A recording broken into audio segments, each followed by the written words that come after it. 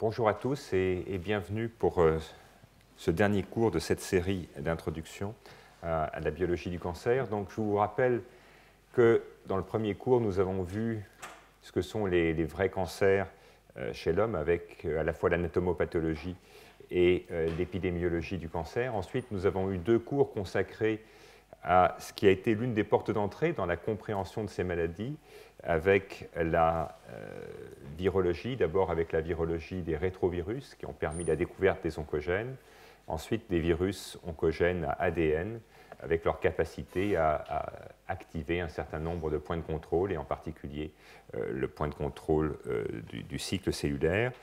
Et puis dans le dernier cours, nous avions vu la génomique, et avec les possibilités modernes d'exploration de toutes les anomalies génétiques, épigénétiques du génome, et de voir l'extraordinaire diversité, finalement, des voies de cancérogénèse. Alors, aujourd'hui, nous allons essayer de faire une tentative d'intégration de ces événements génomiques pour essayer de comprendre le point évidemment fondamental qui est la réponse au traitement et comment est-ce qu'à partir de ces données de génomique, on a pu soit mettre au point, soit optimiser, soit comprendre un certain nombre de traitements. Bref, quelle est l'approche de cette biologie formelle à ce qui évidemment intéresse tout le monde in fine, qui est la prise en charge de ces affections. Et donc pour ça, nous allons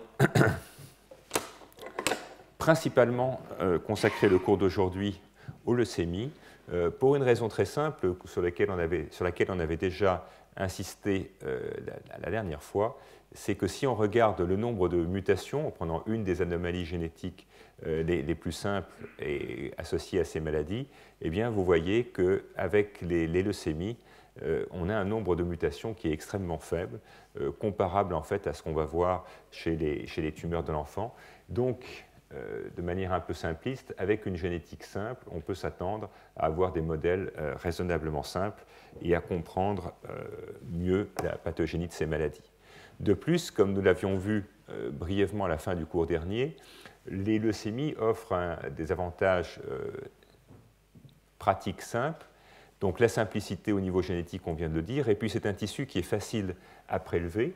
Il est par ailleurs facile à purifier puisque les cellules sont isolées, les cellules ne sont pas adhérentes, et donc avec des techniques de tri cellulaire, avec des anticorps reconnaissant des antigènes spécifiques sur la membrane, on va pouvoir trier ces leucémies avec des outils qu'on appelle des cell sorteurs qui existent depuis assez longtemps. Donc on va pouvoir les purifier, on va pouvoir donc s'adresser à une population de cellules tumorales pures, ce qui est évidemment un énorme avantage quand on va faire de la génomique. Et puis, autre point, possibilité de prélèvement itératif. Donc ça, c'est extrêmement important aussi parce qu'on va pouvoir, on verra une illustration dans ce cours, on va pouvoir suivre la dynamique de l'évolution tumorale en réponse au traitement. Et ça va permettre, dans certains cas, même une modélisation mathématique extrêmement précise de ce qui se passe. Ça permet aussi, autre point important, et on en verra quelques exemples dans ce cours, de voir exactement ce qui se passe pendant le traitement. Pendant le traitement, est-ce que les cellules meurent? De quoi est-ce qu'elles meurent? Est-ce qu'elles meurent d'apoptose? Est-ce qu'elles meurent de sénescence? Donc, ça permet d'envisager de faire de la biologie. Et puis, autre donnée qui a son importance, c'est que depuis toujours, la communauté des hématologistes est extrêmement bien organisée et donc il existe des protocoles cliniques qui sont extrêmement standardisés, très standardisés au niveau d'un pays presque toujours, parfois même au niveau d'un continent. Il y a des protocoles européens et donc quand on va, ou américains ou asiatiques, et donc quand on va chercher à faire des corrélations entre la biologie et la réponse clinique, eh bien, on va avoir une population qui a été traitée d'une manière unique. Et ça, c'est évidemment extrêmement important pour avoir des corrélations qui tiennent la route. Et on verra là aussi des exemples. Et puis, nous en avions déjà touché un mot dans le dernier cours, et nous allons y revenir. Ces maladies sont très souvent caractérisées par des translocations chromosomiques. On en verra quelques exemples dans un instant. Et ces translocations chromosomiques ont souvent été à la base de la classification de ces maladies, c'est-à-dire que très tôt, on a pu classifier un type de maladie non pas par l'aspect des cellules, non pas par l'évolution, non pas par l'invasion des différents organes ou des critères morphologiques, mais par un critère génétique qui est l'existence d'une translocation. Alors, je crois que j'ai déjà mentionné le fait que dès le tout début des années 1960, un Américain qui s'appelle Peter Nowell découvre dans une maladie qui s'appelle la leucémie myéloïde chronique un chromosome très particulier qu'il appelle le chromosome Philadelphie, qui, je crois, vous est représenté ici. Voilà. Donc, avec des analyses de chromosomes, il voit cette anomalie, ce chromosome, cette translocation entre 9 et 22 qui se manifeste, vous voyez, par un chromosome 9 qui est plus long et un chromosome 22 rétréci. Et c'est ce chromosome 22 rétréci qu'il va appeler chromosome Philadelphie et il va proposer qu'on a là une signature moléculaire de la maladie et il va proposer aussi que c'est la formation de cette translocation qui va être associée à la physiopathologie de la maladie. Alors, on connaît deux grandes familles de translocation chromosomique, dont le mécanisme général vous est représenté ici. Premier type de translocation qu'on va voir principalement dans les translocations touchant la lignée lymphoïde, la lignée des lymphocytes. Eh bien, dans cette translocation, on va avoir un promoteur qui, du fait de la translocation, va se trouver en amont d'un gène dont il va forcer l'expression. Et donc, c'est un type de translocation avec insertion, translocation de promoteurs. Et donc, le gène qui va se trouver surexprimé est un gène normal, qui n'est pas muté, qui n'est pas tronqué. Simplement, on va avoir un défaut d'expression. L'exemple absolument typique, qui a été un des premiers à être démontré, c'est la translocation du gène MYC, dont on a déjà parlé, dans le lymphome de Burkitt. Donc, le résultat de la translocation va être de mettre des séquences de type promoteur du gène, de la chaîne lourde des immunoglobulines à proximité du gène MYC. Et donc, ce gène MYC, dont je vous ai expliqué que la régulation de la transcription était extrêmement précise, pour lequel il faut un niveau très minimal et aussi maximal de protéines pour permettre l'homéostasie cellulaire, eh bien, ce gène MYC va se trouver considérablement surexprimé. On va avoir beaucoup plus de protéines parce que le gène MYC normal est sous la dépendance d'un promoteur autre que son promoteur habituel, et ceci va conduire donc à une surexpression massive de cette protéine MYC qui agit comme un facteur de transcription, qui agit en dimère, qui vous est représenté ici sur l'ADN, et qui va donc permettre l'expression de toute une série de gènes qui vont contrôler la croissance cellulaire et donc permettre de fabriquer plus de protéines et de fabriquer aussi plus d'ADN et de préparer donc la division cellulaire. Donc ça, c'est le premier grand modèle. Donc, encore une fois, le gène est peu modifié, il est quasiment intact, et ce sont les séquences de type promoteur qui vont forcer l'expression de ce gène. Et puis, deuxième type de translocation, dont on va voir deux exemples dans le cours d'aujourd'hui, c'est une translocation avec fusion de gènes. C'est-à-dire que là, le réarrangement se présente au milieu du gène, et donc on va donc fusionner un gène qui est représenté ici en jaune et un gène qui est représenté ici en bleu, sous la dépendance du promoteur du gène en jaune. Et donc on va avoir formation d'un ARN messager hybride et surtout d'une protéine hybride. Donc en fait, la translocation, en quelque sorte, va jouer au Lego avec des gènes et on va créer un nouveau gène hybride, une protéine hybride qui va résulter de la fusion de deux morceaux de protéines l'une à l'autre. Et on verra dans ce cours deux exemples, l'un avec BCR-Abelson et l'autre avec PML-RAR. Alors l'idée, évidemment, dans ce cas-là, ce n'est pas qu'on a une modification importante du contrôle de l'expression des gènes, mais c'est surtout qu'on a une protéine anormale, parce qu'on a une protéine qui a été fusionnée et qui, du coup, va avoir de nouvelles propriétés. On va souvent avoir des gains de fonction, et on verra des exemples dans un instant. Voilà. Donc, exemple Le chromosome Philadelphie, tout à l'heure, on le verra, est un exemple de gène de fusion avec la fusion BCR-Abelson. Alors, voilà une idée. Je vous ai dit que c'était un modèle relativement simple, certes, c'est un modèle plus simple que les autres, mais qui reste quand même extrêmement complexe. Et donc, ceci vous représente en quelque sorte le paysage dans un groupe de maladies, les leucémies aiguës myéloïdes, donc un sous-groupe des leucémies aiguës. Et vous voyez que dans ce sous-groupe des leucémies aiguës myéloïdes, eh bien, on a de très nombreuses translocations. On parlera tout à l'heure de PML-RAR, dont j'ai déjà parlé dans ma leçon inaugurale, mais il y en a, comme vous le voyez, des tas d'autres, avec donc une extrême diversité, simplement dans ces translocations.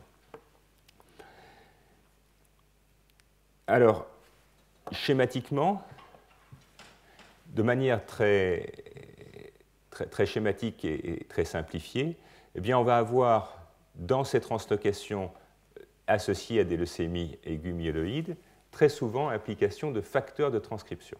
Donc, ces facteurs de transcription sont des protéines capables de se lier à l'ADN et qui vont réguler l'expression génétique. Et on peut avoir essentiellement deux types d'anomalies. Des oncogènes, donc des protéines de fusion représentées ici en rose, qui vont activer la transcription d'un certain nombre de gènes. Et ça, c'est le cas en particulier avec les translocations impliquant le gène MLL, dont on ne parlera pas plus loin dans ce cours, mais donc pour lesquels on a une activation transcriptionnelle. Et puis, on parlera un peu plus du cas plus fréquent dans lequel le produit de la translocation va être capable de réprimer l'expression des gènes, et en réprimant l'expression des gènes, il va bloquer un certain nombre de fonctions. Et dans le cas des leucémies aiguës myéloïdes, une des fonctions qui est bloquée, c'est souvent la fonction de différenciation. Et donc, les produits de ces translocations vont conduire à un blocage de la différenciation et assez souvent également à une augmentation de l'auto-renouvellement par des mécanismes qui ne sont pas toujours très bien compris. Donc, en résumé, sur ces deux diapos, on va avoir une très grande variété de translocations. Vous voyez, dans un groupe de maladies qui est un groupe déjà relativement restreint, on a une grande variété de translocations, et ces translocations vont assez souvent faire appel à la régulation de l'expression génétique, avec soit des mécanismes d'activation, soit des mécanismes, au contraire, de répression. Donc ça, c'était ce que je voulais vous dire concernant les translocations. Donc, chose importante,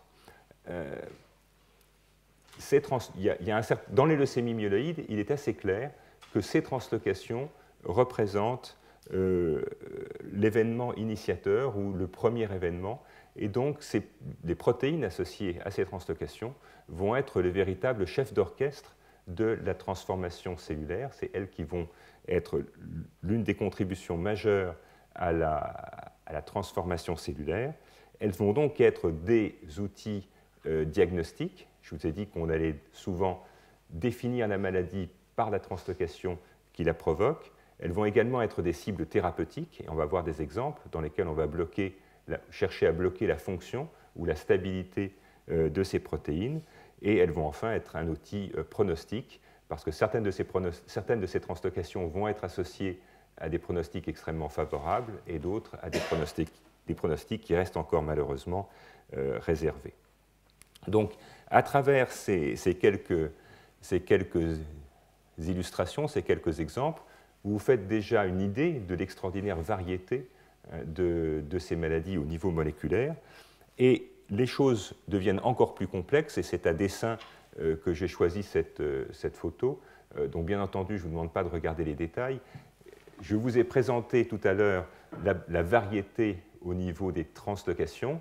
Et voilà ce que, dans les mêmes maladies, leucémie aiguë myéloïde, la variété au niveau des mutations. Et donc, vous voyez que dans cette représentation qu'on appelle poétiquement une représentation en camembert, vous voyez qu'on a des toutes petites tranches, parfois à moins de 1%, associées à certaines combinaisons de mutations.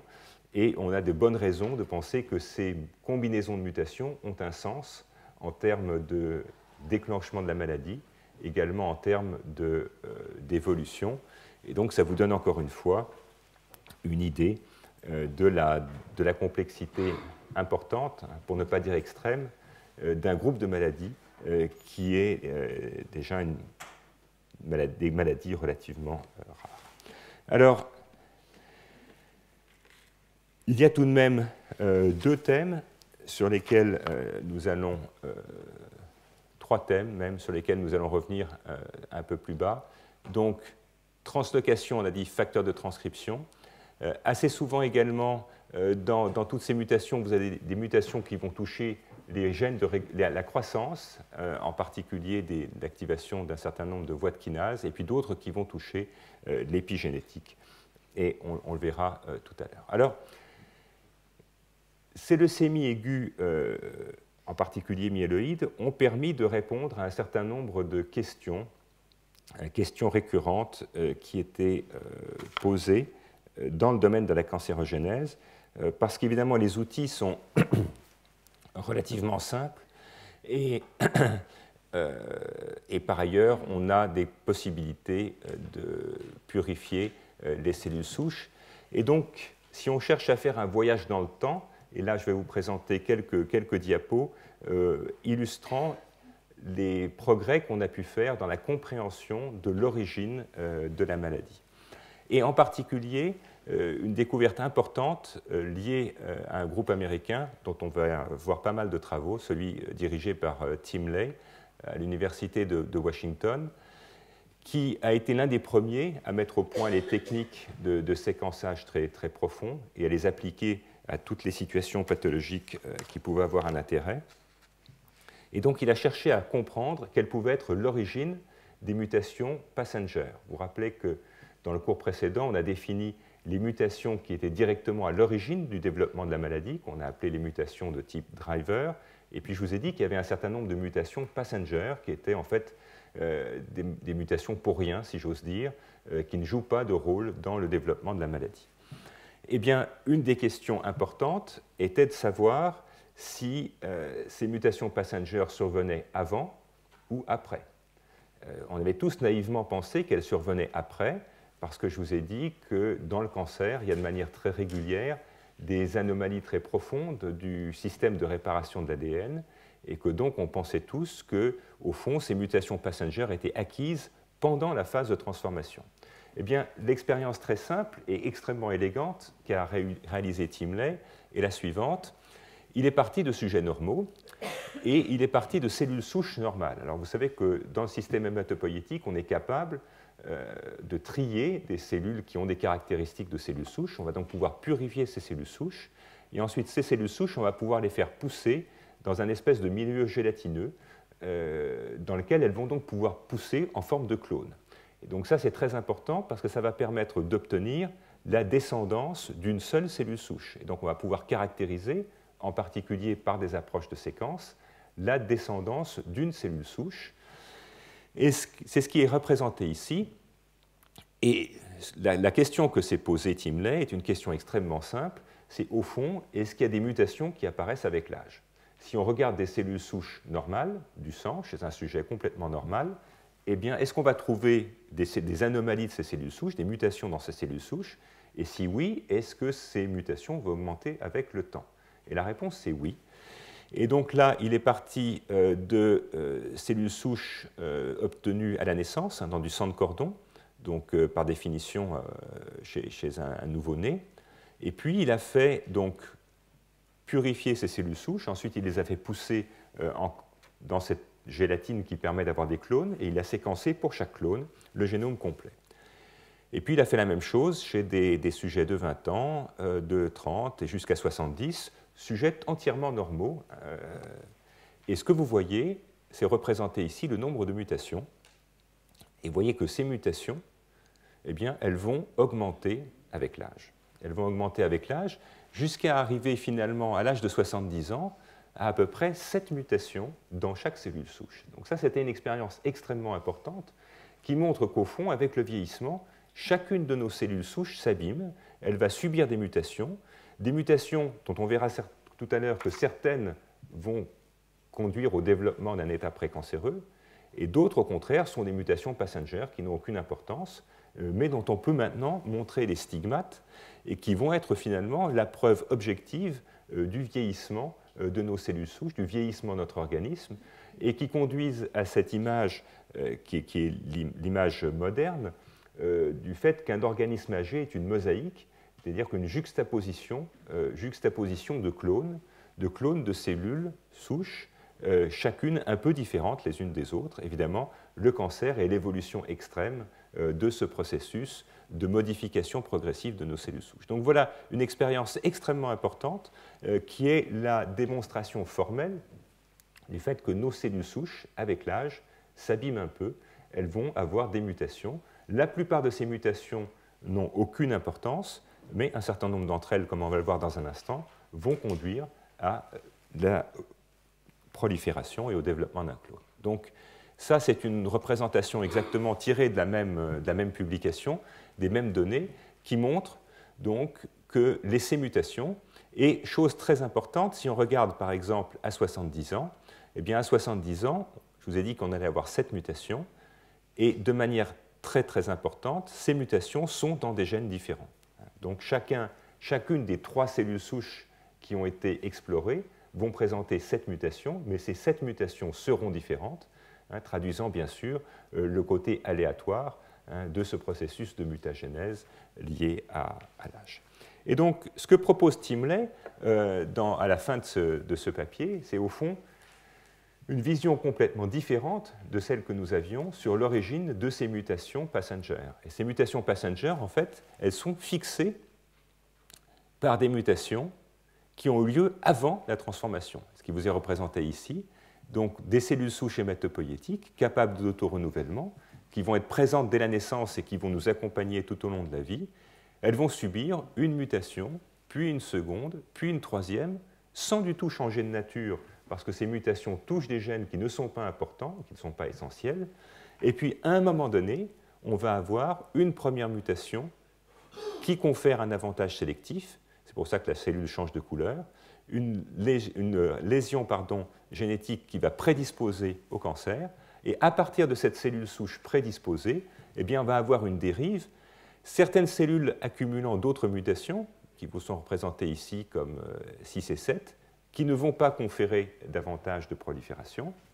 Et puis d'autres, ici la mutation numéro 5, qui vont permettre maintenant le passage direct à la leucémie. Et donc quand on va analyser le génome de cette cellule, eh bien évidemment on va être confronté à une difficulté, c'est qu'on va avoir 1, 2, 3, 4, 5 mutations, mais les 3 premières n'ont aucune importance. Les 3 premières ne participent pas à la biologie parce qu'en fait elles ont préexisté au développement du clone cancéreux. Bon, donc, expérience extrêmement importante qui démontre l'usure progressive de nos cellules souches avec l'âge et qui explique une partie au moins des difficultés de l'interprétation de ces données du génome, difficultés qui tient au fait qu'il existe des mutations qui vont avoir préexisté avant le développement du cancer. Et puis, deuxième chose importante, et on va y revenir, c'est qu'au fond, la cellule à risque, celle qui a eu la mutation initiatrice, ce n'est pas encore vraiment une cellule cancéreuse. Elle a un certain nombre de propriétés, on verra lesquelles, qui vont la mettre à risque, mais ce n'est pas elle qui va directement être responsable du développement du cancer, c'est la cellule suivante, si j'ose dire, celle qui a accumulé une mutation supplémentaire, et pas non plus celle-ci ou celle-là.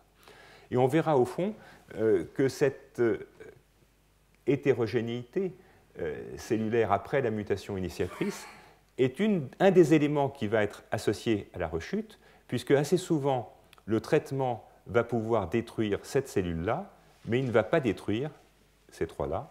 Et ces 3-là, finalement, vont rester comme des traces ancestrales, finalement, du développement de la maladie, qui vont pouvoir être à l'origine de certaines rechutes.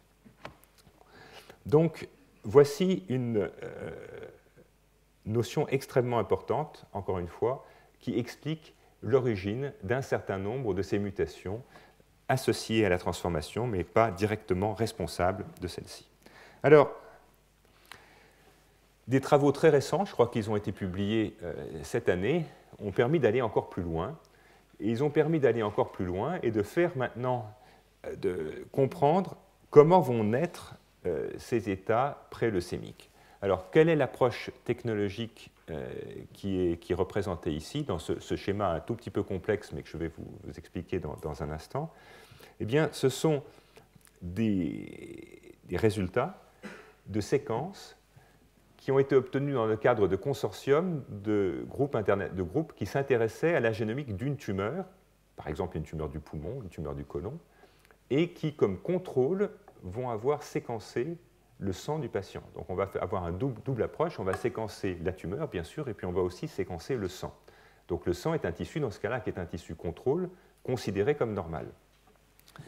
Et sur un très grand nombre de patients, et je crois que ceci collige le résultat de plus de 5000 séquences de ce type-là, eh bien, on va trouver un certain nombre de mutations dans du sang normal, et l'interprétation, c'est que ces mutations dans le sang normal représentent en fait des états précancéreux. Donc, en fait, ce qui vous est représenté ici, c'est ça. C'est ça et éventuellement un peu ça. Donc, des mutations associées à un processus déjà de développement en partie clonal dans le sang, et on va retrouver, de manière peu surprenante, eh bien, des gènes dont on a déjà parlé, en particulier à DNA méthyltransférase de type 3, donc enzymes impliqués dans la reproduction des patrons de méthylation sur l'ADN après la réplication, et puis aussi des gènes comme TET2, JAK2, P53 dont on a déjà parlé, dont on va parler encore, ASLX1. Tous ces gènes, donc, ont été trouvés en séquençant du sang normal chez des sujets qui n'avaient aucune anomalie du sang, mais ce sont des gènes de leucémie. Et donc, l'interprétation, c'est qu'en fait, dans cet effort important, on avait, en réalisant cette séquence contrôle du sang, isolé finalement un certain nombre de clones pré-leucémiques chez des sujets qui n'étaient pas encore malades, mais qui avaient un risque significatif de le devenir, parce qu'ils avaient déjà une expansion clonale. Et donc, voici le modèle qu'ont proposé les auteurs à partir de ces travaux. Eh bien, dans ce modèle, on a une cellule souche hématopoïétique qui vous est représentée ici. On va avoir une première mutation initiatrice, donc avec un gène appartenant à ce groupe-là, qui va donner une expansion qui vous est représentée ici en vert, expansion qui n'est pas à proprement parler une maladie, mais qui est en fait un état pré-leucémique. Et avec une deuxième mutation, eh bien, on va avoir à ce moment-là passage direct à l'état leucémique. Et donc ceci est important parce que ces approches ont permis d'ordonner les mutations et de voir quelles sont les premières et quelles sont les secondes. Alors très schématiquement, sans entrer dans les détails, ces gènes sont très souvent des gènes impliqués dans le contrôle épigénétique, donc dans le contrôle de la mémoire cellulaire. Et ça, c'est le cas pour DNMT3 TET2. Ce n'est pas tout à fait le cas pour JAK2, mais c'est également le cas pour ASXL1. Et les deuxièmes mutations sont des mutations soit impliquées dans la prolifération, soit impliquées dans la différenciation. Et donc, ceci va nous conduire à proposer un modèle simple, qui est que dans ce groupe de maladies, les premières mutations vont être des altérations qui vont toucher à la mémoire cellulaire et au fond qui vont faire que la cellule souche ne se souviendra pas forcément après la division qu'elle était une cellule souche, elle va donc se mettre à proliférer légèrement. Et puis les deuxièmes mutations qui vont suivre ou ne pas suivre, suivant la chance ou la malchance qu'on a, sont des mutations qui vont contrôler la prolifération et la différenciation, donc avec des gènes maîtres de contrôle de la signalisation comme RAS, dont on a déjà parlé, ou des facteurs de transcription comme CBP-alpha ou RUNX1.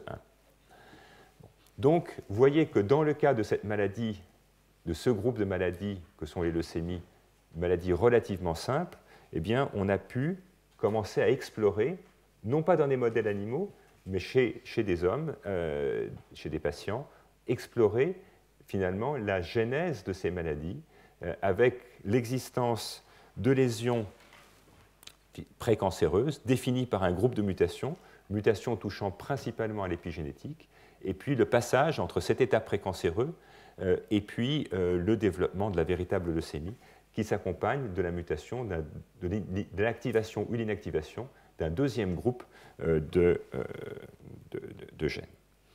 Alors, ceci peut être représenté de la manière suivante, avec un tableau sur lequel on ne va pas s'attarder très longuement, mais qui représente finalement, dans un certain nombre de maladies hématologiques, des mutations dans les différents gènes. Vous voyez que finalement, pour ce qui est de leucémie, on a un répertoire relativement mince de gènes qui vont être ciblés. Vous vous rappelez que je vous ai dit qu'on estimait que pour l'ensemble des tumeurs, il y avait probablement environ 150 gènes qui avaient des caractéristiques de driver. Et vous voyez qu'ici, on a une vingtaine pour les leucémies, qui constituent certainement le groupe de maladies qui a été le mieux étudié, une vingtaine de gènes qui vont être impliqués dans les tumeurs. Et alors, juste un commentaire, les gènes en jaune sont les gènes qui vont être... Les histogrammes en jaune représentent les gènes qui vont être associés aux leucémies aiguës myéloïdes. Et donc, vous voyez qu'il y a des mutations qui sont toujours associées aux leucémies aiguës myéloïdes. Vous voyez comme FLT3, qui est un récepteur à activité tyrosine kinase ou NMP1. Vous voyez, quand on le trouve, ces mutations, on est toujours dans le cadre de la leucémie. Et puis, vous avez des mutations qui vont être trouvées chez des sujets normaux, comme des NMT3 dont on a déjà parlé. Et donc, ceci vous donne une idée, effectivement, de l'ordre et de la progression. Quand on a des NMT3, finalement, on va avoir un état précancéreux, mais si on rajoute FLT3, on va passer immédiatement à la leucémie. Et on n'a jamais, finalement, de mutation FLT3 chez des sujets normaux, ce qui montre bien que FLT3 est un gène majeur de la progression et non pas de l'initiation. On a d'autres gènes, comme le gène JAK2, par exemple, qui est associé au syndrome myéloprolifératif. Vous voyez, 75% de ces syndromes myéloprolifératifs vont avoir l'anomalie de JAK2, mais on peut trouver également cette anomalie dans certains syndromes précancéreux, et idem pour TET2. Alors, donc on a maintenant le répertoire de ces gènes, et après ce répertoire, on peut faire une combinatoire. Alors bien entendu, je ne vous demande pas de regarder ça dans le détail.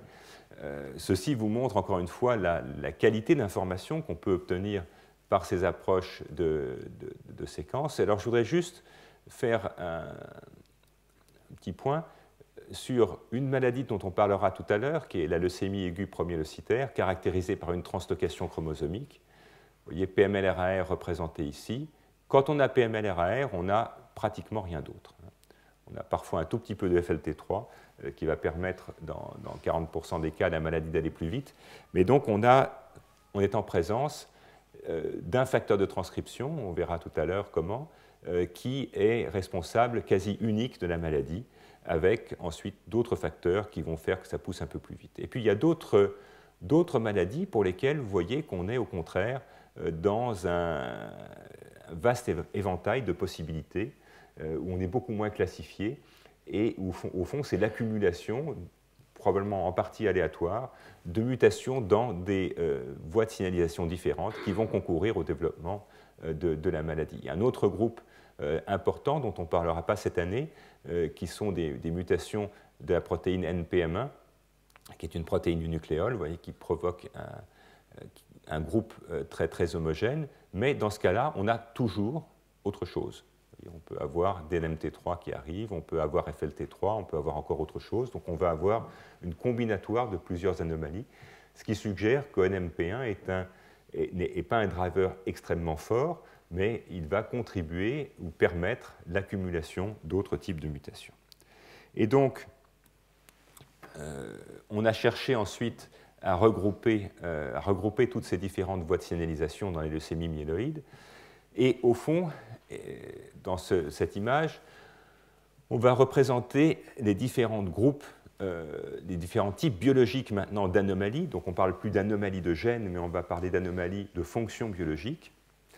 C'est évidemment ce schéma qui est le plus important et qui va montrer l'existence de profils récurrents et de coopération entre les différentes voies de signalisation. Donc le plus abondant, c'est l'activation des kinases, donc des voies de prolifération. On a parlé de FLT3, on a parlé de RAS aussi dans les cours précédents. Donc l'activation de ces cascades de signalisation, vous voyez qu'elle est présente dans pratiquement 60% des cas. On a ensuite les régulateurs de l'épigénétique, et en particulier tout ce qui va toucher à la méthylation de l'ADN. Vous voyez, pratiquement la moitié des cas vont avoir une anomalie dans cette fonction biologique. Et puis ensuite, on a d'autres choses qui vont coopérer. On a parlé de NPM1, donc vous voyez que NPM1 est présent dans à peu près un tiers des cas, mais que ces maladies associées à des mutations de NPM1 vont pratiquement toujours être associées soit en plus à une anomalie de signalisation, soit à une anomalie de la méthylation de l'ADN. Donc on a ici un exemple tout à fait frappant de coopération. Vous voyez que c'est rarement les deux, c'est soit l'un, soit l'autre. Donc quand on a une mutation de NPM1, on va presque toujours avoir une anomalie épigénétique ou une anomalie de la signalisation, mais rarement les deux. Il en est de même des facteurs de transcription. Donc facteurs de transcription, en particulier avec les facteurs de transcription liés à des translocations. Et donc quand on est dans ce cas de figure ici, qui vous est représenté en gris, eh bien, on va avoir en général une association avec l'activation des kinases, mais vous voyez, pas dans tous les cas, dans probablement un tiers des cas. Et de manière très intéressante, on n'a pas d'association avec des anomalies de la mémoire épigénétique, ce qui suggère en fait que s'il y a une nécessité d'avoir une altération épigénétique, elle est déjà en fait donnée par la translocation. Bon, on peut continuer à l'infini. Vous avez la même chose en fait ensuite pour les facteurs de transcription. Facteurs de transcription qui vont être mutés, en particulier RUNX1 ou CBP-alpha. Et vous voyez que là aussi, on va avoir une association statistique forte, soit avec les kinases, soit avec la méthylation de l'ADN. Il en est de même pour les anomalies premières des suppresseurs de tumeurs comme P53. Donc ce type d'approche permet de faire une cartographie certes extrêmement grossière, mais néanmoins intéressante et porteuse d'informations sur le type d'anomalies qui vont être coopérées ou pas les unes avec les autres, et donc permet de se faire une idée de ce qui est nécessaire, des profils récurrents qui vont être observés pour transformer une cellule myéloïde en une cellule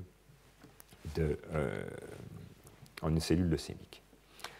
Bon, alors, autre illustration qui n'est pas tirée du domaine myéloïde, mais du domaine lymphoïde, mais qui est parlante, et c'est pour ça que j'ai choisi de vous la présenter, c'est que toutes ces mutations, dont pour l'instant vous pouvez être, comme l'ont été les premiers généticiens, un peu désarçonnés par la complexité, eh bien de temps en temps, cette complexité va en fait se simplifier, et c'est particulièrement net dans le cas des lymphomes, donc des proliférations des lymphocytes, ici des lymphocytes B, pour lesquels le groupe de Louis Stout aux États-Unis a pu montrer qu'il y avait de très nombreuses mutations, très diverses, très variées en apparence, mais que quand on regarde ces mutations sur des cascades de réponses biologiques, eh bien, en fait, elles sont extrêmement concentrées. En fait, elles vont converger, et tout va converger vers un facteur de transcription qu'on appelle NF-κB. Et NF-κB, c'est le grand facteur de survie du lymphocyte. Et donc, on arrive évidemment à une conclusion tout à fait logique, dans laquelle le cancer va être lié à une survie augmentée, une survie anormale de ce lymphocyte. Et cette survie anormale va dépendre d'un seul facteur, ce facteur NF-κB. Et pour ça, on va pouvoir avoir des mutations qui sont réparties un peu partout en fait, sur la cascade de transduction. Et ces mutations vont toutes concourir à activer de manière anormale ce facteur de survie, ce qui, là aussi, va opposer à la dispersion extrême de ces mutations une convergence sur une voie fonctionnelle, convergence sur la survie. Et au fond, ce dont ce lymphocyte a besoin pour devenir un lymphome ou pour devenir une tumeur, il a besoin de vivre de manière anormale, de vivre trop longtemps. Et cette survie va être obtenue grâce à un certain nombre de mutations disséminées sur ces cascades de régulation. Alors, Passons maintenant un petit peu de fonctionnel. Donc là aussi, une image sortie de travaux de l'équipe de Tim Lay, publiée dans Nature il y a 2 ans, qui va montrer l'évolution, au fond, de cette logique de clone sous traitement. Alors, c'est une diapositive un peu complexe, et je vais donc vous la détailler avec un peu de temps. Donc, on part d'une cellule hématopoïétique souche, et cette cellule, par le processus que nous avons vu, va accumuler un certain nombre de mutations. Donc, sans rentrer dans les détails, vous voyez, elle a tous les gènes dont on a déjà parlé.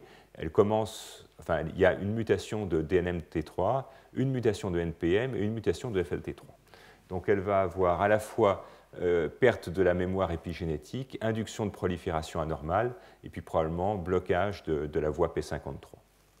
Et donc, en accumulant ces 3 mutations, on va déjà avoir un premier clone leucémique qui vous est représenté ici en gris. Ce clone leucémique va s'expandre et d'autres sous-clones vont apparaître, et ces sous-clones sont caractérisés par l'apparition d'autres mutations.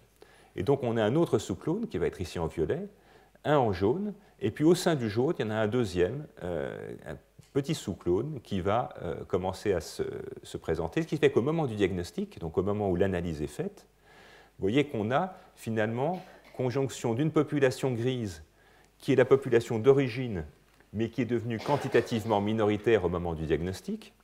On a 2 sous-clones qui sont apparus plus tard, le sous-clone violet et le sous-clone jaune, et puis on a un clone ultra minoritaire, qui est ce clone en orange, qui est celui qui porte le plus d'anomalies génétiques. Bon, on va ensuite administrer le traitement, et dans ce cas-là, le traitement, c'est une chimiothérapie, et vous voyez que le patient va répondre au traitement, et donc il va répondre sous la forme d'une régression considérable de tous ces sous-clones, dont beaucoup vont disparaître. Certains de ces sous-clones vont disparaître complètement. C'est le cas du sous-clone en violet, dont on ne retrouve plus de traces au moment de la rechute. Donc ce sous-clone-là a été éliminé. Et puis, il y a ce clone en orange qui était extrêmement minoritaire, eh bien, va devenir absolument majoritaire. C'est lui qui va constituer l'essentiel de la rechute. Et donc, vous voyez que la chimiothérapie a agi comme un facteur de sélection qui va avoir éliminé plusieurs sous-clones. Il reste encore ici des petites traces, vous voyez, du sous-clone jaune et du sous-clone gris, mais extrêmement minoritaires. Et c'est un clone minoritaire qui était le clone portant le plus de mutations, donc a priori le clone le plus transformé, qui va résister au traitement et qui va s'expandre considérablement. Et puis, peut-être en partie favorisé par la chimiothérapie, il y a une nouvelle mutation qui va apparaître pendant la rechute, mutation qui est caractérisée, vous voyez, par 3 autres lésions génétiques. Et ce clone dérivé donc de ce clone orange va pratiquement constituer l'essentiel des cellules au moment de la rechute. Et donc ceci vous donne une belle illustration. Après ce que l'on a vu sur la naissance de la maladie, de l'évolution de la maladie sous traitement, dans lequel vous voyez qu'il y a un équilibre dynamique entre ces différents clones, et que souvent, les clones les plus mutés, même s'ils sont extrêmement minoritaires, vont être ceux qui résistent au traitement. Et par ailleurs, on retrouve le fait que certains types de chimiothérapie vont pouvoir favoriser l'émergence de nouvelles mutations, et que donc on va avoir ici des mutations qui vont en fait émerger au moment de la résistance et qui vont conduire finalement au clone qui conduit à la rechute principale. Donc voilà un exemple de ce que je voulais vous montrer ce matin, à la fois sur l'origine de la maladie, comment est-ce qu'on peut arriver à connaître maintenant l'ordre dans lequel ces mutations arrivent, démontrer que des mutations arrivent dans des cellules souches complètement normales, qu'il va y avoir des états préleucémiques, et on connaît maintenant assez bien les quelques gènes qui sont capables de conduire à des états préleucémiques, les gènes ensuite dont la mutation va conduire à ces lésions qu'on appelle de progression, et puis enfin l'évolution dynamique sous traitement dans laquelle on a l'équilibre entre ces différents sous-clones. Certains sous-clones vont être définitivement détruits et d'autres au contraire vont se mettre à proliférer et à muter encore plus, ce qui va être à l'origine de la maladie. Alors, avant de parler, dans la deuxième partie de ce cours, de deux exemples de traitements rationnels, je voudrais juste toucher un mot de la cellule d'origine. Et ces diapos représentent en fait des travaux qu'un collègue anglais, Mel Greaves, a menés pendant pratiquement toute sa vie. Et donc cet hématologiste était très intéressé par un problème rare, mais passionnant au niveau biologique, qui est celui des leucémies chez les jumeaux. Et on sait qu'il existe, pour ces leucémies, chez les leucémies survenant tout à fait au début de la vie, une capacité, disons, une incidence très augmentée chez les jumeaux, mais chez les jumeaux étant des vrais jumeaux monovitellins. Et ça, c'est très important parce que chez les vrais jumeaux monovitellins, il va y avoir une circulation croisée. Et donc, ce qu'avait pensé Mel Greaves, c'était qu'on pouvait imaginer que des cellules pré-transformées allaient finalement naître chez un jumeau et coloniser la moelle osseuse de l'autre avant même la naissance. Et donc, ce qu'a pu montrer Mel Greaves dans ce tableau, et ce tableau en fait représente des situations qu'il a collectées pendant 30 ans dans le monde entier, et vous voyez qu'il est arrivé à regrouper moins de 20 séries de concordances dans le monde entier. Eh bien, ce sont les dates de survenue des leucémies chez des jumeaux monozygotes monovitellins. Et vous voyez que très souvent, malheureusement, eh bien, on va avoir, entre le diagnostic chez un jumeau et le diagnostic chez l'autre, une latence extrêmement faible, ou parfois un peu plus forte, vous voyez, chez deux jumeaux. Un tombe malade à 5 ans et l'autre va tomber malade à 14 ans. Et avec les progrès de la génétique moléculaire, ce que Mel Greaves a pu montrer, c'était que chez certains de ces jumeaux pour lesquels les leucémies étaient associées à des translocations, eh bien, il a pu montrer que le point de translocation était le même chez les deux jumeaux, ce qui prouvait vraiment qu'il y avait une seule cellule d'origine, et une seule cellule d'origine qui a malheureusement eu une mutation pendant la vie embryonnaire. Du fait du caractère monovitellin, les circulations étaient croisées, et donc ce clone préleucémique, finalement, né chez un jumeau, va avoir circulé et s'être greffé chez l'autre, et va avoir ensuite conduit au développement de finalement la même maladie chez les deux jumeaux. Donc Dieu merci, ce sont des situations tout à fait rares, mais elles sont très importantes pour l'histoire de la médecine, parce que ça a permis de démontrer, bien entendu, que la première mutation, celle qu'on a vue tout à l'heure, vous voyez celle-ci, la première mutation dans la cellule souche qui va conduire à cet état précancéreux, eh bien, est une mutation qui, chez ces jumeaux, a eu lieu pendant la vie embryonnaire et qui, donc, du fait de la circulation croisée entre les deux jumeaux, a été disséminée de l'un chez l'autre pour donner finalement la même maladie. Bon, on va faire une petite pause et ensuite on va parler du traitement avec deux exemples dont on va parler relativement en détail, qui sont celui des inhibiteurs de kinase et puis celui de l'acide rétinoïque et de l'arsenic, dont j'ai parlé déjà dans ma leçon inaugurale, mais qu'on reverra plus en détail.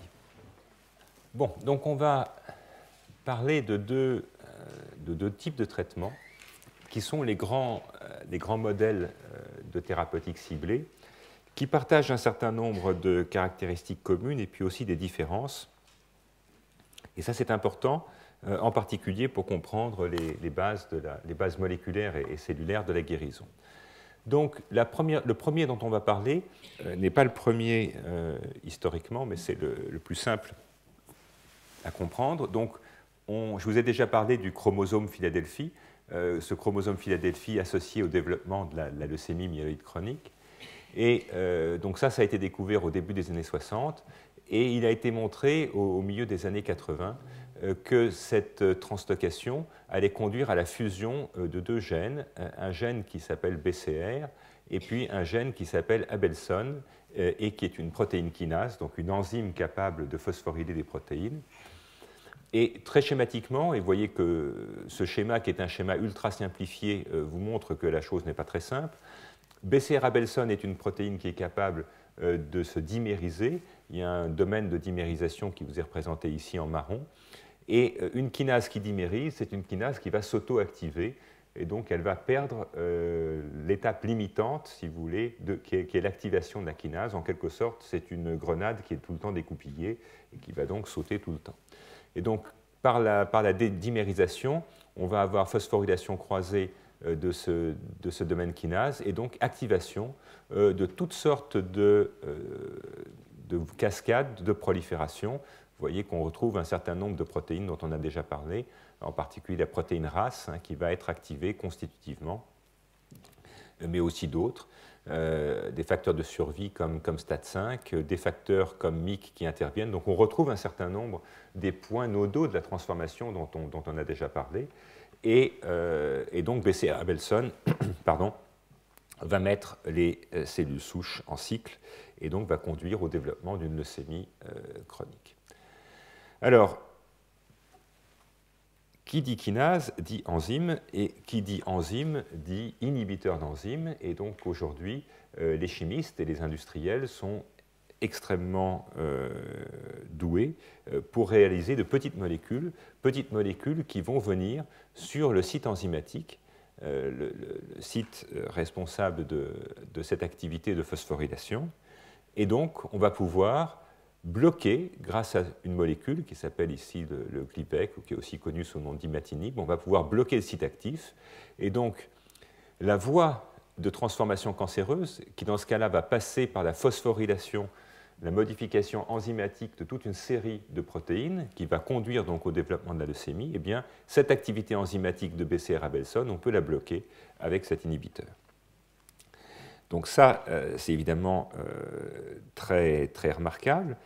Et ceci va conduire à une rémission. Alors, je vous présente ici un certain nombre de schémas qui sont tirés d'une publication de Charles Sawyers dans Nature il y a quelques années, parce que, évidemment, on a pu, avec cet inhibiteur enzymatique, observer de manière extrêmement fine le devenir des cellules leucémiques dans une grande série de patients.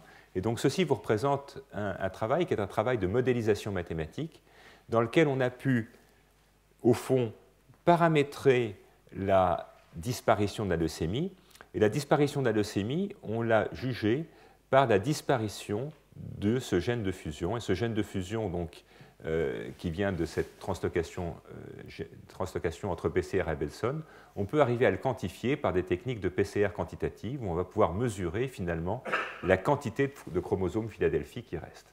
Et donc en mesurant cette quantité de chromosomes Philadelphie qui restent par des techniques de génétique moléculaire, on va pouvoir mesurer en temps réel la vitesse de disparition de la maladie sur des périodes très longues. Et donc, ce que vous voyez ici, c'est dans 4 ou 5 chez 5 patients particuliers, sur une très grande série, on a pu, au fur et à mesure du traitement, ici vous avez donc le temps du traitement représenté en jours, eh bien, vous voyez qu'on a une disparition extrêmement rapide. Vous voyez qu'ici, la quantité de leucémie va disparaître diminuer d'un facteur 100 sur à peu près 3 mois. Là, on a une disparition d'un facteur 1000 sur un peu plus que 3 mois. Bref, on va pouvoir faire des cinétiques extrêmement précises de l'évolution de cette population tumorale sous traitement. Et ce qui est tout à fait clair, c'est qu'il y a 2 phases. Vous avez une phase où ça diminue très vite et une phase où ça continue à diminuer, mais plus lentement. Et donc, par des artifices de mathématiques, on a pu arriver à calculer qu'il y avait en fait une disparition avec un modèle en 4 compartiments, donc suggérant qu'il y avait 4 états de ces cellules transformées qui étaient diversement sensibles au traitement. Et puis, dans ces patients historiques, il y avait 3 patients chez qui le traitement avait été interrompu, probablement pour des raisons médicales. Et vous voyez qu'à l'interruption du traitement, on a une reprise extraordinairement rapide. Vous voyez qu'ici, on est sur une échelle d'un facteur 1000. Et donc, en quelques jours, il va y avoir une augmentation d'un facteur 1000 de la leucémie. Alors ça, évidemment, ça vous dit que ce médicament est capable d'induire la rémission, d'induire des rémissions très prolongées, mais qu'il ne guérit pas, puisque dès qu'on supprime le médicament, la maladie revient. Et vous voyez qu'il y a 3 cas qui ont été, 3 situations cliniques qui ont été représentées, qui sont toutes les 3 les mêmes, vous voyez ici, À 400 jours, on a arrêté le traitement et vous voyez que la maladie est repartie pratiquement à son état antérieur en quelques jours. Idem ici. Et puis, il y a eu d'autres situations cliniques dans lesquelles on s'est aperçu qu'il y avait eu des résistances qui sont apparues. Et on verra que dans cette maladie, il peut y avoir des résistances liées à des mutations de la cible. Donc, il va y avoir une mutation, au fond, sur BCR-Abelson, une mutation qui va toucher, en fait, la poche de liaison au médicament. Et donc, si on mute sur la protéine BCR-Abelson, qui vous est représentée ici, des résidus qui entrent en contact avec le médicament, eh bien, on va perdre la fixation de ce médicament et donc on va perdre les bénéfices cliniques. Ceci vous est représenté ici, et donc chez ces patients, eh bien, il y a malheureusement eu une apparition de cette résistance, et probablement la plus célèbre est celle qui touche le résidu 351. Et vous voyez qu'ici, on avait une bonne réponse, avec une diminution majeure de la charge leucémique, et puis à un moment donné, cette mutation arrive, et à ce moment-là, on a une perte complète de la réponse au traitement, et la leucémie se remet à pousser et va revenir finalement à son état antérieur. Et on a la même situation qui est représentée ici, avec deux mutations et qui vont, après une diminution d'un facteur 1000, conduire à une repousse finalement de ce clone muté qu'on peut quantifier comme ça. Alors, les collègues ont pu arriver à faire une modélisation en 4 compartiments. 4 compartiments, au fond, qu'ils ont distingués suivant leur état de différenciation. Donc ici, il y a des cellules complètement différenciées, celles qui font le gros de la charge leucémique, qui vont être des granuleux. Vous voyez, avec une diminution extrêmement rapide. Et puis, au moment de l'interruption du traitement, une réapparition quasi aussi rapide. Et puis, dans les formes avec mutation, qui vous sont représentées ici en rouge, et évidemment, on peut, par ces techniques de biologie moléculaire, séquencer spécifiquement la forme mutée, donc on va pouvoir quantifier la forme mutée pendant le traitement. Eh bien, vous voyez qu'on va avoir une augmentation linéaire à partir du moment où on a la mutation. Alors, l'autre compartiment sur lequel je voudrais que vous penchiez, c'est celui-ci. SC, ça veut dire stem cell, ce sont les cellules souches. Et vous voyez que dans ce modèle, au fond, eh bien, le nombre de cellules souches ne diminue pas, au contraire, même il augmente très légèrement. Et donc cette maladie, en fait, ce traitement, est incapable d'éliminer la cellule souche leucémique dans cette maladie. Au contraire, même, la cellule souche augmente doucement, mais régulièrement, vous voyez, pratiquement d'un facteur 10, avec l'évolution du traitement. Donc au fond, on a un traitement qui porte bien entendu un bénéfice clinique, puisque la maladie disparaît en apparence, mais les cellules souches sont toujours là, et même les cellules souches augmentent, et les cellules souches, par ailleurs, avec le temps, vont avoir tendance à développer des mutations qui vont être associées à la résistance. Donc ça, c'est un exemple tout à fait remarquable. Ces travaux ont été publiés dans Nature parce que c'est la première fois qu'on était capable d'avoir une évolution, une analyse cinétique extrêmement fine de la population leucémique en réponse au traitement, et qu'on pouvait donc voir l'équilibre entre ces différents compartiments, les cellules les plus différenciées et les cellules les plus immatures. Alors, je vous ai dit qu'il y avait des mutations. Eh bien, ces mutations, en fait, vont toucher, voilà la molécule inhibitrice, ici représentée en vert, et il y a donc un certain nombre de points de contact ou de points essentiels dans l'activation de cette enzyme. Et si vous voyez ici représenter la structure d'Abelson, chaque numéro indique une position qui a été associée à la résistance au traitement, donc des mutations associées à la résistance au traitement. La mutation la plus commune étant celle qui touche la tréonine 315, qui est là le fond de la poche qui va toucher cet inhibiteur. Mais vous voyez qu'il y a des mutations qui ont été décrites un peu partout sur cette protéine, un peu partout sur la région qui va entourer ce médicament. Alors, par chance, d'autres inhibiteurs ont été développés, et donc on connaît maintenant certains inhibiteurs qui vont permettre de remettre en rémission des patients porteurs d'une mutation sur un des sites de la poche de liaison. Alors, Une des raisons pour lesquelles,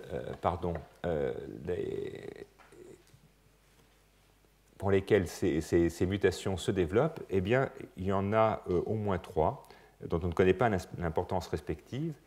La première, c'est que, contrairement au cas de la leucémie promyélocitaire qu'on verra dans un instant, eh bien, la leucémie myéloïde chronique, certes, est associée à Becerra-Belson, mais on sait qu'il y a d'autres événements génétiques qui sont indispensables, et des études épidémiologiques ont montré qu'il y avait probablement trois événements nécessaires, trois événements indépendants, en comprenant la translocation, pardon, deux événements en plus que la translocation, qui étaient nécessaires pour développer la maladie.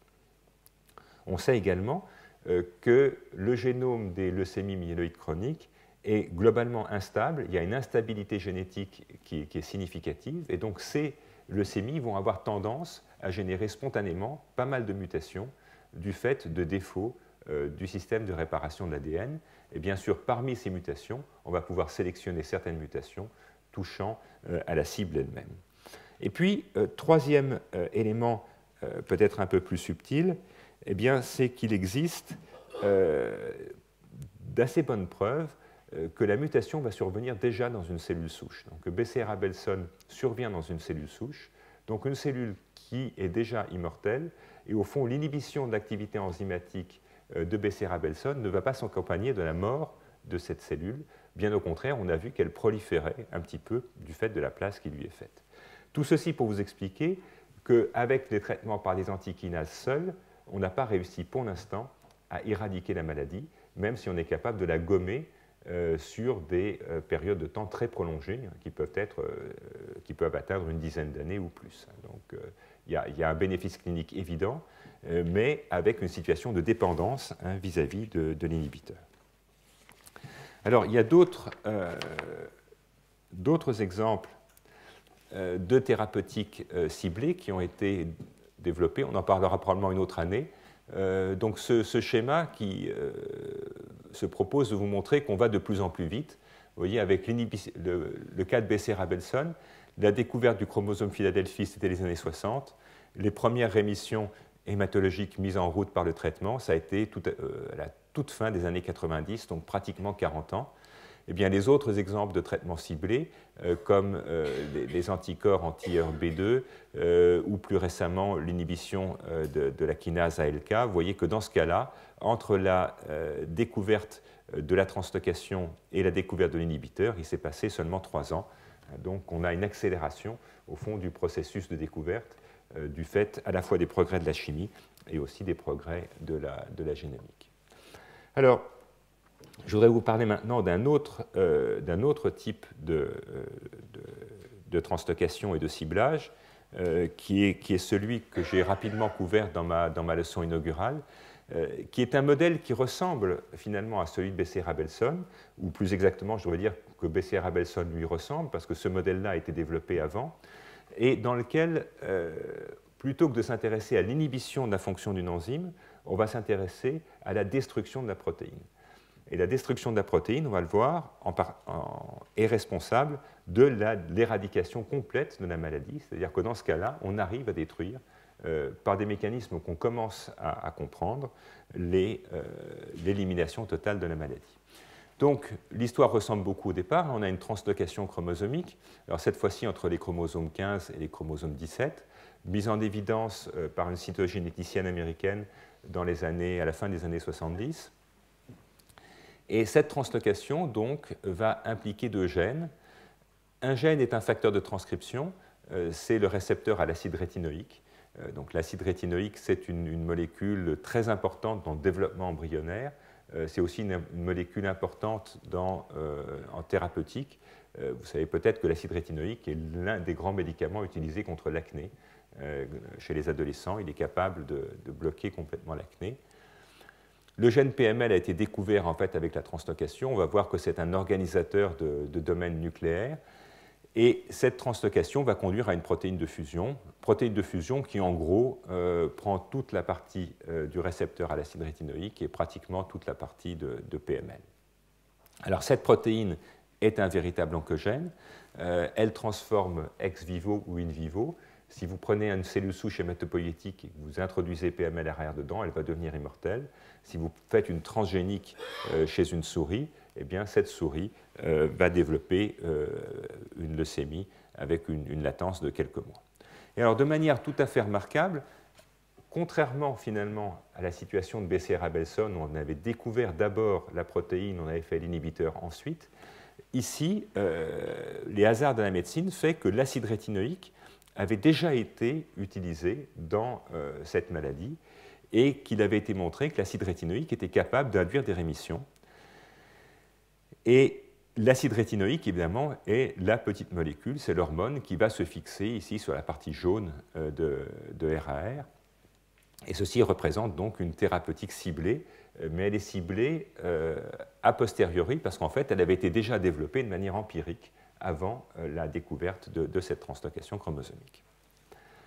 Alors, je vous ai dit que RAR-alpha était un facteur de transcription, donc un facteur de transcription va se fixer sur l'ADN. En se fixant sur l'ADN, avec une autre protéine qu'on appelle RXR, il va recruter tout un complexe de protéines, on ne va pas rentrer dans les détails. Bref, cette protéine de fusion va être un répresseur de l'activité génique, et donc on va bloquer l'activité d'un certain nombre de gènes. On va en particulier bloquer l'activité de gènes de différenciation, et ceci va conduire au blocage de différenciation qui est très particulier, très caractéristique de ce type de cellules que vous voyez représentées ici. Et il y a par ailleurs des indications que ce complexe protéique est capable de se fixer sur de très nombreux gènes, beaucoup plus nombreux que les gènes normalement reconnus par le récepteur à l'acide rétinoïque.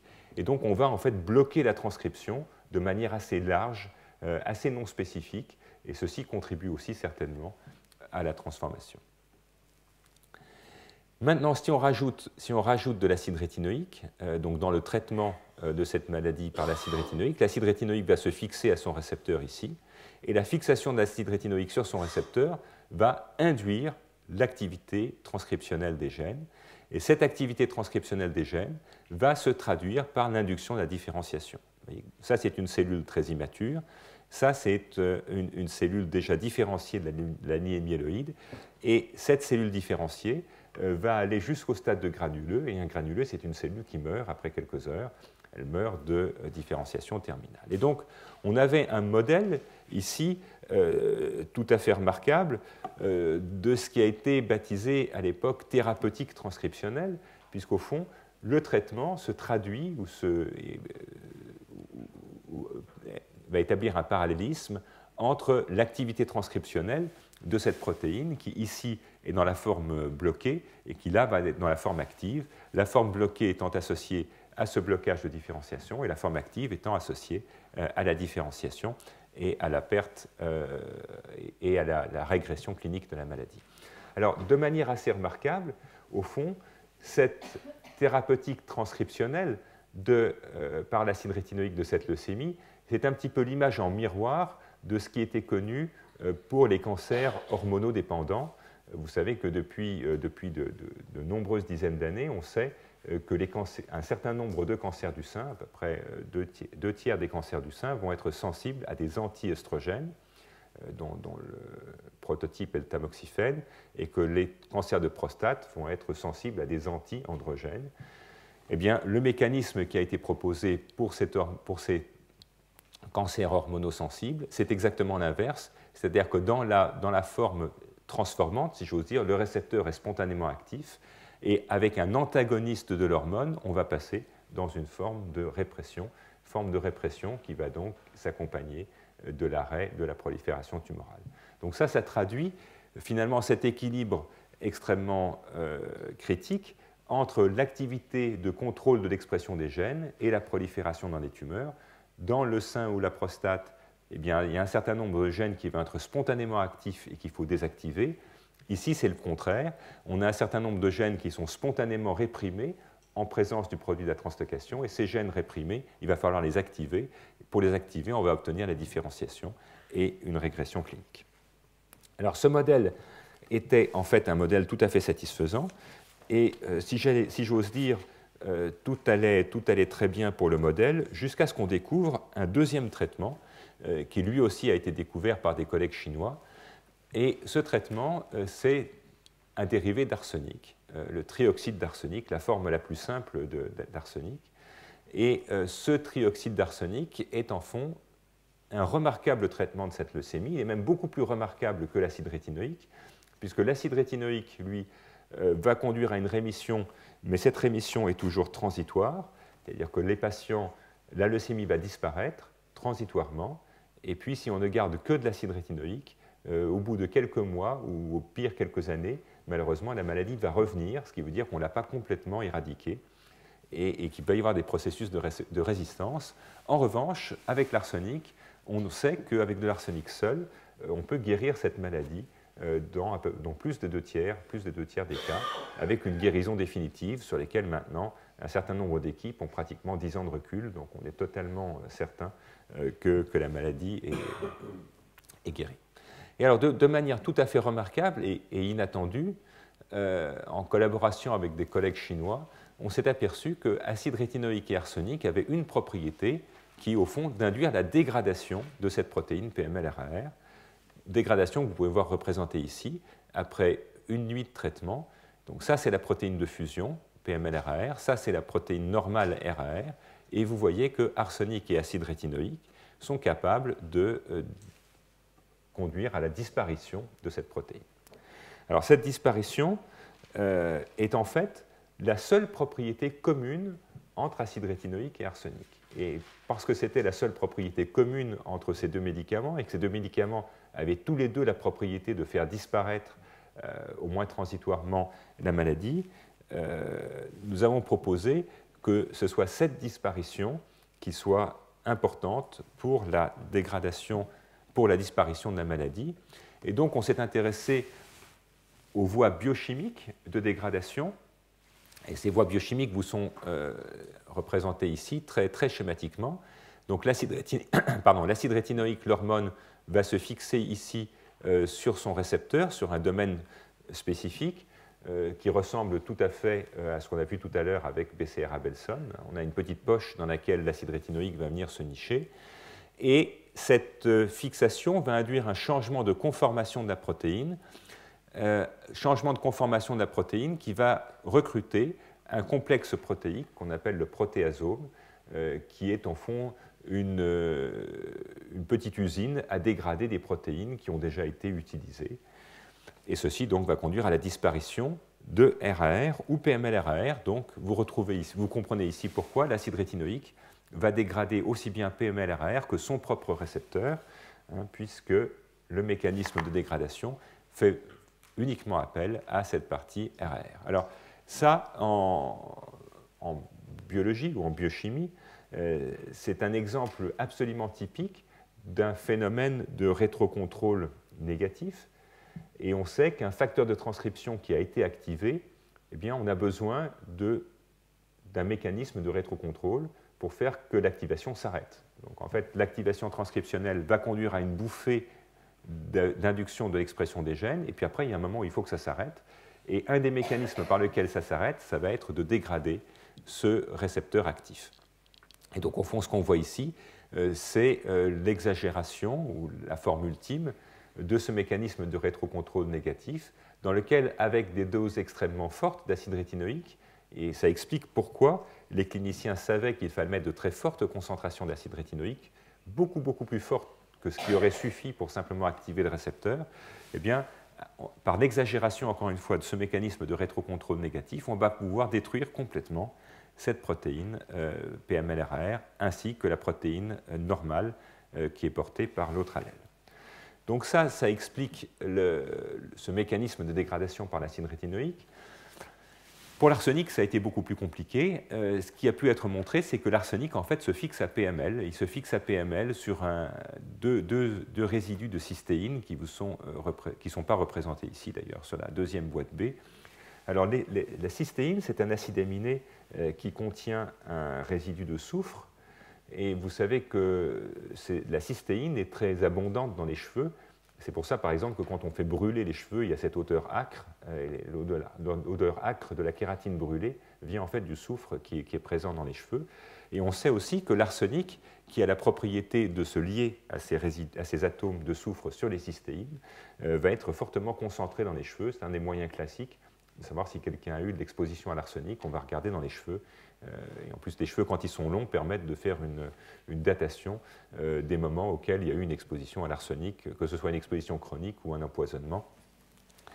Et donc la fixation en fait, de l'arsenic sur ce résidu de PML va induire un changement, une série de changements qui ont été maintenant bien caractérisés, qui vont se terminer par l'ubiquitination de cette protéine PML ou de PML-RAR et induire un adressage vers le protéasome, même complexe que celui qui est impliqué ici, et la dégradation. Donc, je voudrais que vous réfléchissiez quelques minutes sur ce schéma assez extraordinaire, finalement, qui est une grande éloge à l'empirisme. Parce que ces deux médicaments ont été trouvés largement par hasard. C'est secondairement qu'on a pu comprendre comment ils agissaient, et ils agissent finalement en se fixant directement sur chacune des deux parties constitutives de cette protéine de fusion, et chacun des remaniements induits par la fixation du médicament va induire la reconnaissance de cette protéine par le protéasome, reconnaissance de cette protéine par le protéasome qui va conduire à la dégradation, à la disparition totale de cette protéine. Donc, au fond, on avait trouvé par hasard, sur la base de leur efficacité clinique, peut-être les plus extraordinaires traitements ciblés qu'on aurait pu imaginer, hein, encore une fois, a posteriori, avec, encore une fois, l'implication de ce complexe de protéasome qui va être responsable de la dégradation des protéines. Alors, au fond, du point de vue des biologistes, il y avait deux voies possibles qui pouvaient d'ailleurs toutes les deux ensemble éventuellement expliquer la guérison. Et je ne veux pas rentrer dans les détails. Ce qui a été montré pour l'acide rétinoïque, c'est que l'acide rétinoïque avait ces deux propriétés. Propriété d'activation de la transcription, activation de la transcription qui va induire la différenciation, et cette différenciation va conduire à une disparition transitoire de la maladie. Et puis, en parallèle, la dégradation induite par l'acide rétinoïque ou par l'arsenic va induire la disparition de PML-RAR, et la disparition de PML-RAR va induire la reformation des éléments nucléaires qui sont agrégés par la protéine PML normale. Je vous ai dit que PML normal était un organisateur de domaines nucléaires. Sans rentrer dans les détails, ces domaines nucléaires, en fait, vont activer la voie P53. Et la voie P53 va induire un processus qui, au moins en partie, fait appel à de la sénescence, c'est-à-dire du vieillissement accéléré.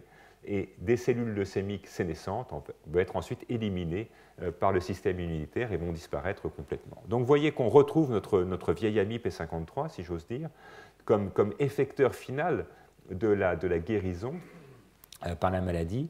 Et on retrouve au fond, chose qui intéresse énormément les chercheurs, qui sont la capacité de PML, de la protéine normale, à contrôler la voie P53 à travers des mécanismes biochimiques qui ne sont pas encore totalement élucidés.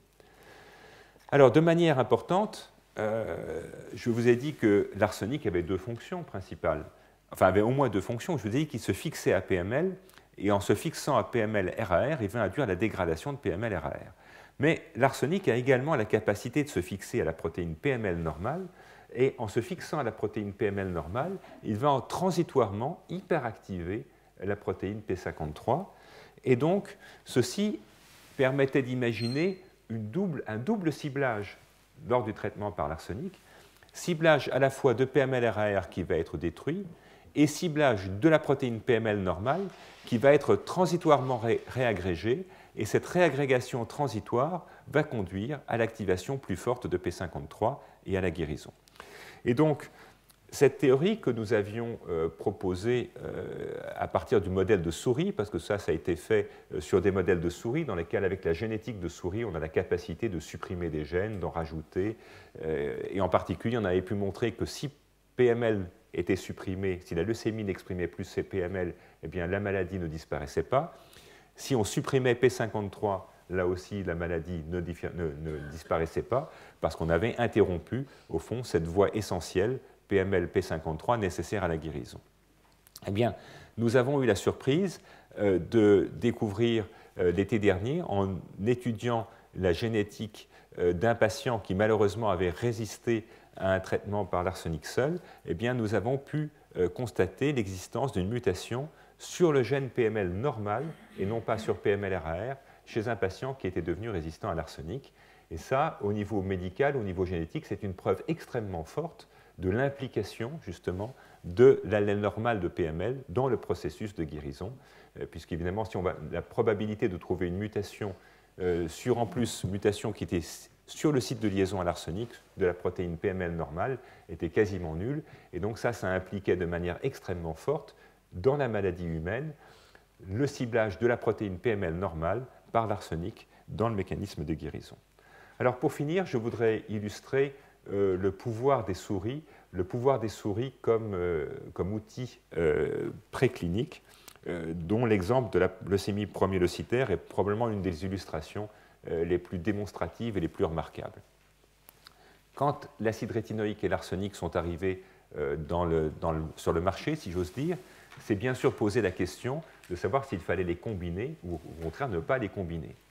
Et dans un premier temps, on pensait que la différenciation cellulaire, ce changement morphologique que je vous ai représenté tout à l'heure, était le fondement de la guérison. On ne savait pas à l'époque que le fondement était en fait la sénescence.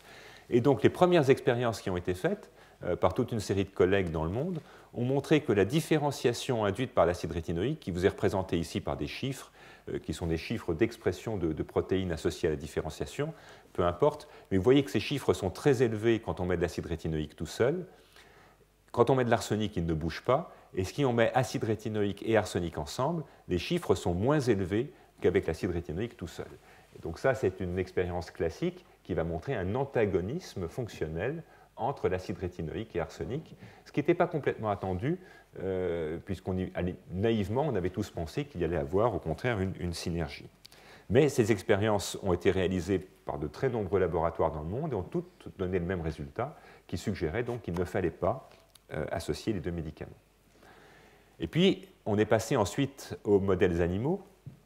Et ce qu'ont montré les modèles animaux, c'est complètement l'inverse. C'est-à-dire qu'ici, on a une astuce, si j'ose dire, dans laquelle on peut arriver à quantifier la maladie chez l'animal. Et ce que vous voyez ici, c'est la rate, en fait. Et chez un animal, on peut suivre l'évolution de la rate en fonction du traitement, la rate étant l'un des sites d'accumulation de la maladie. Vous voyez qu'avec de l'acide rétinoïque ou de l'arsenic, on a une forte diminution.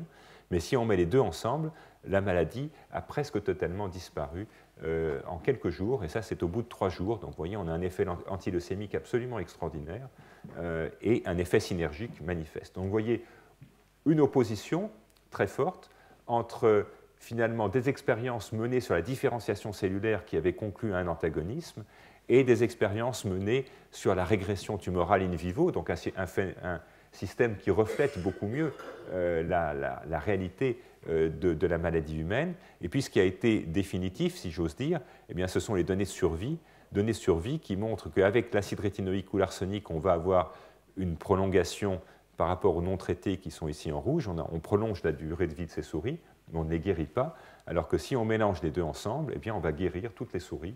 Et ça a été vu dans plusieurs laboratoires dans le monde, et donc c'était quels que soient les modèles, avec des modèles de souris transgéniques différents. Donc c'était quelque chose d'extrêmement robuste et qui suggérait très fortement que les deux médicaments, en fait, étaient synergiques. En fait, la raison pour laquelle ils sont synergiques, on l'a compris après, mais c'est qu'ils sont synergiques pour la dégradation et qu'on va à la fois dégrader beaucoup mieux PML-RAR en tapant, si j'ose dire, sur son côté PML et sur son côté RAR. Et puis par ailleurs, l'arsenic, lui, va agir sur PML. Et donc là, on a une situation avec le traitement combiné, acide rétinoïque arsenic, où on va à la fois lever complètement le pied de l'accélérateur et appuyer à fond sur le frein, ce qui va permettre de bloquer très rapidement l'évolution de la maladie. Alors, donc ça, c'est bien chez la souris. Je vous ai dit qu'il y a un certain nombre de gens qui l'ont vu avec des modèles différents. Et puis, ça a été finalement reproduit assez longtemps après par de nombreux essais cliniques qui vous montrent ici le traitement standard qui avait été initialisé il y a à peu près 25 ans, qui était un mélange d'acide rétinoïque et de chimiothérapie conventionnelle. Donc vous voyez qu'il était capable de guérir à peu près 85% des patients, ce qui est déjà évidemment un résultat tout à fait remarquable. Mais si on associe l'acide rétinoïque et l'arsenic, sans chimiothérapie, eh bien vous voyez que cette fois-ci, on est à 99% de survie. Et ça a été vu par un certain nombre d'essais cliniques dans le monde. Et j'insiste sur le fait que probablement parce que l'on a cette sénescence, on élimine totalement la maladie. Hein, ce n'est pas comme dans la leucémie myéloïde chronique. Vous vous rappelez que le nombre de cellules souches finalement augmente, elles sont toujours là. Ce qu'on bloque, c'est la descendance de ces cellules souches. Ici, on élimine complètement la maladie. Et des travaux chinois ont même montré qu'on pouvait remplacer l'arsenic qui, dans les protocoles classiques, se donnait par injection intraveineuse, ce qui est évidemment un petit peu contraignant, ce qui obligeait les patients à venir à l'hôpital. Et maintenant, dans des protocoles chinois les plus récents, on a des comprimés de sulfure d'arsenic. Et donc, ces sulfures d'arsenic peuvent être donnés en comprimés, comme l'acide rétinoïque. Et donc, on a possibilité de guérison, au fond, par des comprimés chez la quasi-totalité des patients.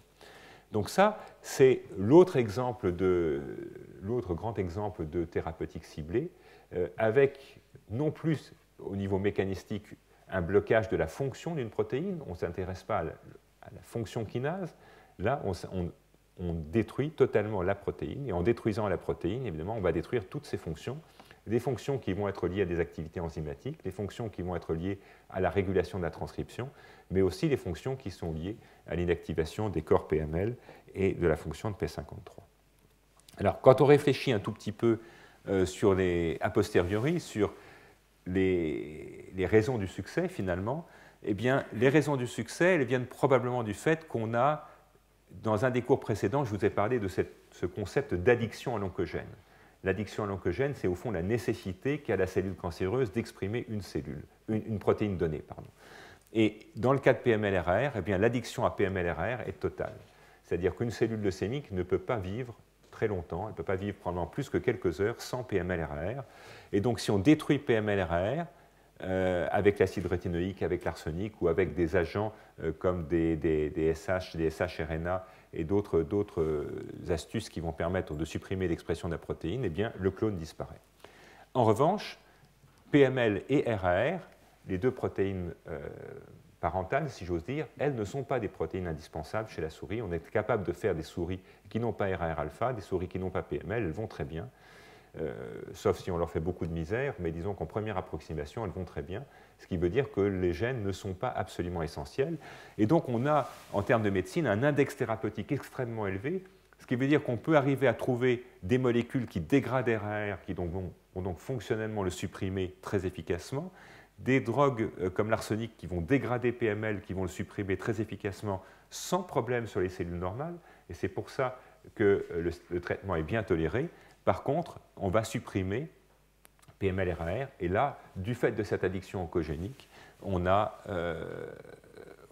une élimination très rapide du clone.